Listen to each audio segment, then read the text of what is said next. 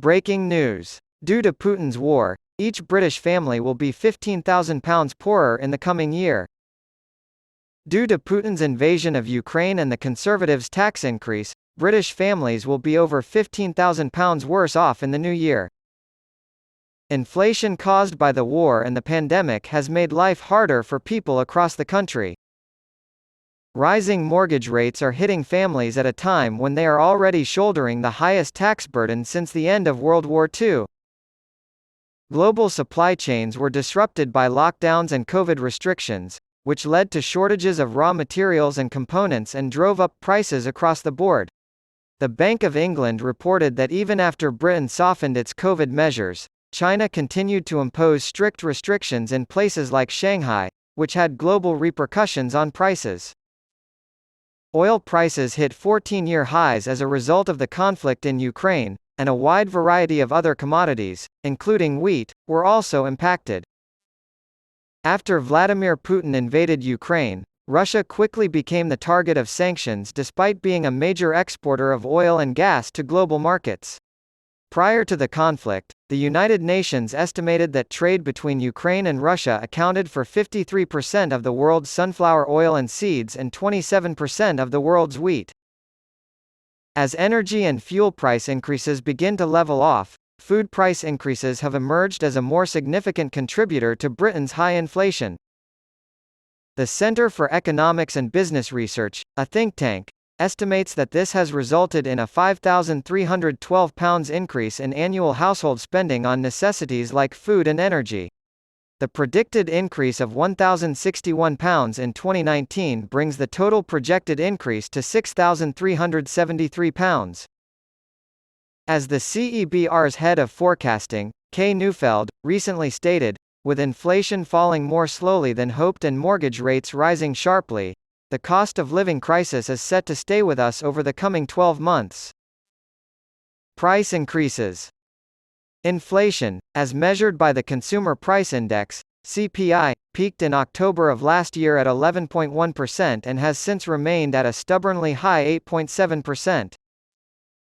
Despite the recent decline in oil prices, the Commons Business and Trade Committee questioned supermarket executives last week over allegations that they had raised pump prices excessively. Retailers have been criticized by consumer advocacy groups like the RAC for being slow to pass on the savings from falling wholesale prices.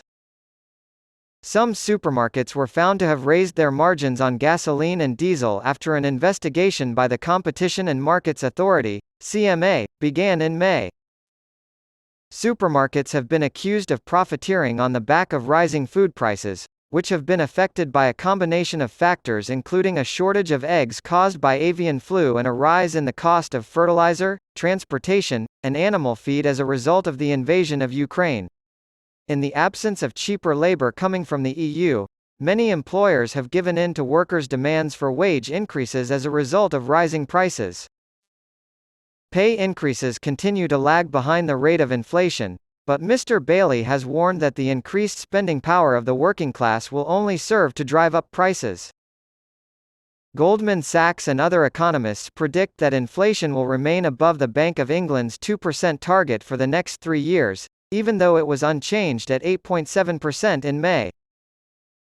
According to the CEBR, inflation will hit 4% by year's end and drop to 3.3% by 2024. Faulty mortgages. Mortgage holders, according to Mr. Neufeld, will be hit particularly hard by the Bank of England's interest rate hikes to curb inflation. The CEBR discovered that annual mortgage interest payments have risen from £3,765 to £5,827 in just the past 2 years. Mortgage interest payments will reach £6,630 by June 2024, an increase of $2,865 over that time period. According to MoneyFacts, the average rate for a fixed-rate mortgage with a term of 2 years has increased from 2.55% 2 years ago to 5.26% as of May. Mortgage rates are expected to increase further as interest rates are forecast to increase from 5% to 6% by year's end, according to economists. Increased taxation. there is mounting pressure on Chancellor Jeremy Hunt to assist struggling families. After capping annual energy costs at £2,500, the government's energy price guarantee expired at the start of July due to falling prices. Although annual energy costs have decreased to £2,074, they are still higher than they were a year ago. The Prime Minister and the Treasury Secretary have resisted calls for additional aid, arguing that increasing household income would only fuel inflation. Tax thresholds were frozen until 2028 to help shore up public finances that had been weakened by the government's mini-budget last autumn and the cost of the furlough scheme during the pandemic. As a result, a phenomenon known as fiscal drag has emerged, in which workers are pushed into higher tax brackets as their wages rise. According to economists, this is the largest tax increase in 40 years.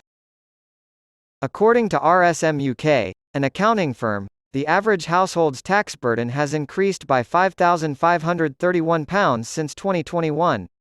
This sum will increase to £6,235 in 12 months' time.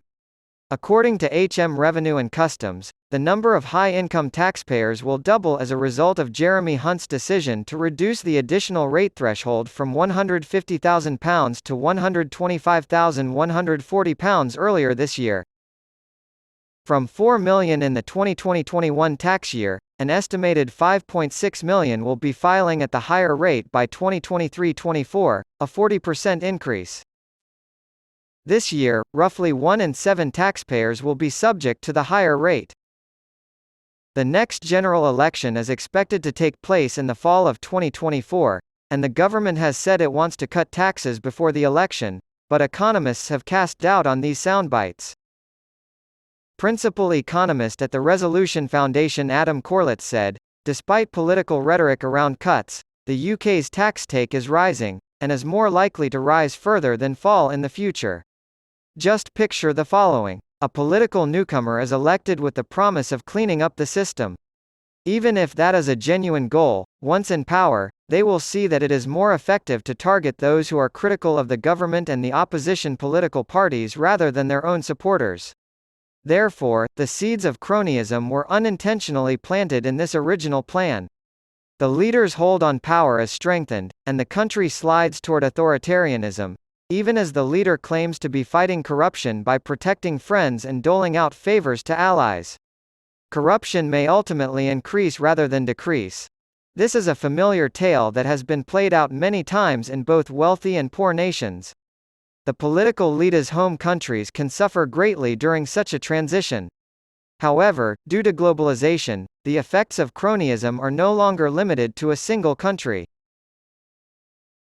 A prime example would be Russia. President Vladimir Putin has spent the better part of the last 2 decades in power as president or prime minister, and during that time he has consolidated wealth and power for a select few. While his inner circle has reaped the benefits of Russia's economic growth over the past 2 decades, the lives of average Russians have become increasingly constrained. Russia's invasion of Ukraine had many repercussions, one of which was to make Putin's corruption a problem felt across Europe, Africa, Asia, and the Americas.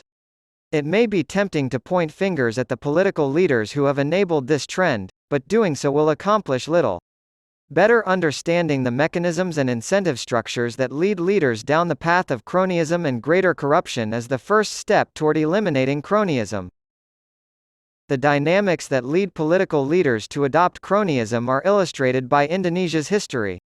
Following an anti-communist coup backed by the United States in the mid-1960s, Suharto seized power and vowed to clean up the corruption that had plagued his predecessor, Sukarno.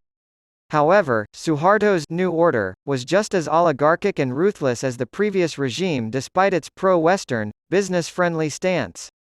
Putin, too, went after the oligarchs who had grown wealthy under Boris Yeltsin, only to replace many of them with his own cronies.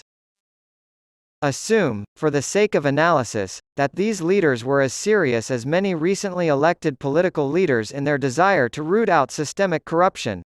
A recent study by University of Vienna economist Dmitry Nyazev suggests several ways to break the cozy relationship between business and political elites. State officials who accept bribes, for instance, could be subject to fines, and citizens who report corruption could be rewarded. There is no shortage of people who could be guilty of corruption in a country's leadership. In a recent paper, I argue that more scrutiny may make the situation worse. The reasoning is elementary. To fight corruption by going after everyone is to risk one's own supporters, which is something leaders learn after coming to power on an anti-corruption platform. Therefore, unless the political leader is exceptionally moral, the most effective strategy for combating corruption is to relentlessly go after political opponents and their supporters while shielding allies and confidants. As a result of increased scrutiny, corruption may decline among political opponents, but it is more likely to increase among friends and allies. The corruption elasticity between the two groups may,